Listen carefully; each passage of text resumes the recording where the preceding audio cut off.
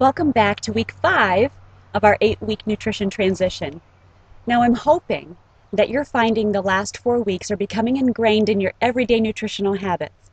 But don't worry if they're not. It does take time. What I would encourage you to do is just go back and review the last 4 weeks of video. Now this week and next week, I'm not going to lie, they're probably the hardest weeks of this whole 8-week nutrition transition. But they're doable. So this week, I'm changing it up a little bit. This is kind of where I'm going to go off from what Steve Edwards recommends.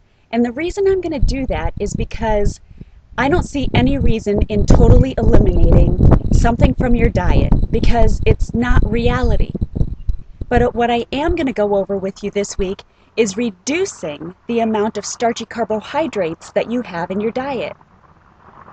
Now, this is kind of a recap of what we've talked about in previous weeks for the good carbs versus bad carbs, but we're going to take it just a little step further. With that being said, you're still going to be able to eat your good carbs.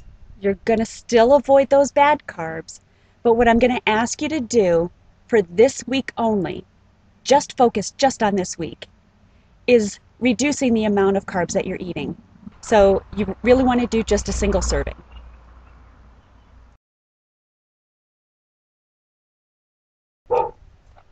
Now, here's the focus for this week. Your body does not need processed sugar. In fact, the only time it does your body any good is immediately following up to an hour after really strenuous activity. So if you're like me and you have a pretty strenuous workout routine that you've been doing, that's the best time to take advantage of that and indulge a little bit in some simple sugars. Now with that being said, you also want to keep in mind that you need a smidge of protein to go along with the sugars. For every 4 parts of carbs that you take in immediately following your strenuous workout, you also want to have 1 part of protein.